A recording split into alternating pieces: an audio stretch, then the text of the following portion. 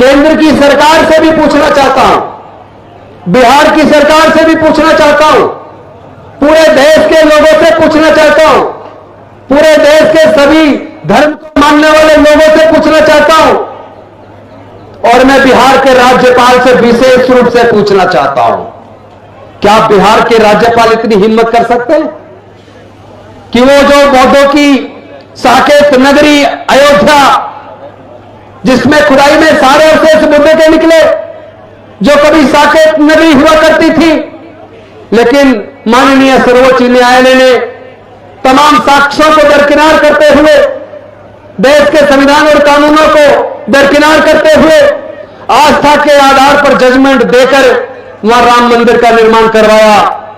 मैं पूछना चाहता हूं राज्यपाल महोदय बिहार से, आरिफ मोहम्मद खान जी से, क्या उनके अंदर इतनी हिम्मत है कि वो जाकर राम मंदिर में मुस्लिम धर्म के पुजारियों के माध्यम से, मौलवियों के माध्यम से वहां नमाज अदा कर सकते हैं? क्या करके दिखाएं? अगर हिम्मत है तो शायद जान भी ना बच पाए, मुकदमा दर्ज हो जाएगा, जेल से बाहर नहीं निकलना दिया जाएगा। एक संवैधानिक पद पे बैठा आदमी, हम ऐसा कैसे मान सकते हैं? उनको पता नहीं है महाबोधि महाविहार में तथागत बुद्ध को ज्ञान की प्राप्ति हुई थी। हम ऐसा कैसे मान सकते हैं कि बिहार के राज्यपाल को यह पता नहीं है कि यह पूरे दुनिया के बौद्धों की आस्था का केंद्र है, और वहां तथागत बुद्ध की प्रतिमा के सामने, वो भी बुद्ध पूर्णिमा के दिन 12 मई 2025 को, जिस तरीके से उन्होंने बुद्ध की प्रतिमा की तरफ पीठ करके, और वो छोटा बुद्ध का स्तूप, जो 100 साल का फोटो आपने पुराना देखा होगा, जिसमें नेपाल एक परिवार के साथ आए थे, वो बुद्ध की प्रतिमा के सामने छोटा गोल स्तूप था, उसमें छोटी शिला थी जिसमें बुद्ध की प्रतिमा बनी हुई थी, जिसको हमें तोड़ दिया गया। वहां छोटा गड्ढा बना हुआ है, वहां पे फूल चढ़ाकर उसको शिवलिंग का प्रतीक बताते हुए ब्राह्मणों के द्वारा संस्कृत में मंत्रोच्चार करके बुद्ध की प्रतिमा की तरफ पीठ करके बुद्ध की पूर्णिमा के दिन बौद्धों की आस्था के केंद्र महाबोधि महाविहार में जिस तरह पूजा अर्चना की, मैं पूछना चाहता हूं, क्या उन्होंने पूरे दुनिया के बौद्धों का अपमान नहीं किया? क्या उन्होंने पूरे दुनिया के बौद्धों की आस्था का अपमान नहीं किया? क्या उन्होंने दो धर्मों के बीच में वैमनस्य पैदा करने का काम नहीं किया? क्या उन्होंने भारत के संविधान के खिलाफ काम नहीं किया? क्या उन्होंने पूरे दो धर्मों के बीच में दंगे पैदा करने का काम नहीं किया? अरे आम आदमी कोई करता, उसको मुकदमा दर्ज करके जेल में डाल दिया जाता, उसकी जमानत हो नहीं पाती। और ऐसे राज्यपाल को अब तक केंद्र की सरकार ने हटाया नहीं, और उसका अकेले का दोष नहीं है। गया के डीएम, जो महाबोधि महाविहार की मैनेजमेंट कमेटी के चेयरमैन है, वो वहां उपस्थित है। महाबोधि महाविहार की मैनेजमेंट कमेटी के सदस्य उपस्थित हैं, वहां के कमिश्नर उपस्थित हैं, पुलिस अधिकारी उपस्थित हैं। उन सब के सामने ये क्राइम हुआ, पूरे दुनिया के बौद्धों की आस्था का अपमान किया। इसको हम बर्दाश्त नहीं कर सकते। देखना यह है, छोटे छोटे मुद्दे पर सर्वोच्च न्यायालय सुमोटो एक्शन लेता है। आज तो पूरे भारत के सर्वोच्च न्यायालय के मुख्य न्यायाधीश बौद्ध हैं, क्या उनको सुमोटो एक्शन नहीं लेना चाहिए? और वो ना ले तो कोई दूसरा सुप्रीम कोर्ट का जज ले, वो भी ना ले तो पटना हाई कोर्ट का जज सुमोटो एक्शन ले। आप अगर बौद्धों की आस्था का अपमान करते हैं तो याद रहिए, आपकी भी आस्था के ऊपर हमले होंगे, आप अकेले पड़ जाएंगे।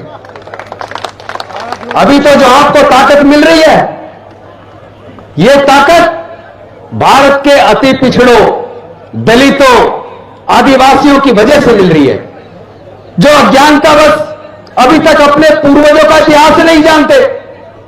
कहते हैं ना, जो लोग अपना इतिहास नहीं जानते वो कभी इतिहास नहीं बना सकते। यह शर्म की बात है कि पूरा भारत, कभी सम्राट अशोक के टाइम पर अखंड भारत बौद्ध में था, लेकिन म्यांमार से ईरान तक पूरा भारत बौद्ध में था। और जहां भी खुदाई होती है केवल बुद्ध के अवशेष निकलते हैं, किसी दूसरे देवी देवता का आज तक कोई भी अवशेष नहीं मिला। अरे अपने बुजुर्गों के इतिहास को तो पढ़ लो।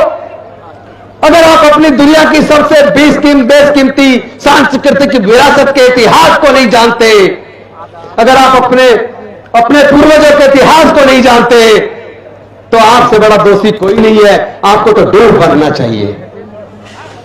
जिस दिन भारत के बहुजन समाज के लोग, अनुसूचित जाति जनजाति पिछड़े वर्ग के लोग, और यहां तक कि जो लोग ईसाई बन गए, सिख बन गए, मुस्लिम बन गए, उनके अंदर भी 80% लोग SC ST OBC के हैं। उन सब के पूर्वज बौद्ध थे। इसलिए अपनी बुजुर्गों की सांस्कृतिक विरासत में, बुद्ध के धम्म में जिस दिन उन सब ने वापसी कर ली, तो भारत का 80% समाज बौद्ध हो जाएगा। और जो बौद्धों पर, दलितों पर, पिछड़ों पर, आदिवासियों पर, अल्पसंख्यकों पर हमला करता है, वो हिंदू समाज अल्पमत में आ जाएगा। उनको अल्पसंख्यक का दर्जा, उसके बाद किसी की हिम्मत नहीं है कोई हमारी सांस्कृतिक विरासत पे हमला कर सके। हमें लड़ने की जरूरत नहीं है। हम लोग तो मानने वाले लोग हैं, हम भारत के संविधान को मानने वाले लोग हैं। हमें किसी से धर्म के नाम पे लड़ने की जरूरत नहीं है। ये वैसे भी लड़ाई लाठी गोली की नहीं है, विचारधारा की है। और विचारधारा की लड़ाई को केवल विचारधारा से लड़ा भी जा सकता है और जीता भी जा सकता है। और आपकी विचारधारा का अच्छा पक्ष यह है कि बौद्ध धर्म का प्रचार प्रसार कभी औजार हथियार से या लालच से नहीं हुआ। बौद्ध धर्म अगर पूरे दुनिया में फैला है तो अपने अच्छे आचरण से फैला है, नैतिकता से फैला है, सदाचार से फैला है, सबके प्रति मंगल भाव से फैला है, मानवता से, समता, स्वतंत्रता, बंधुता, न्याय, प्रज्ञाशील, मैत्री और करुणा के मार्ग की वजह से फैला है। जो मार्ग दुनिया में सर्वोत्तम है वो अपने आप फैल रहा है। आधे से ज्यादा यूरोप बौद्ध बनता जा रहा है। अमेरिका, ऑस्ट्रेलिया में बौद्धों की संख्या बढ़ती जा रही है।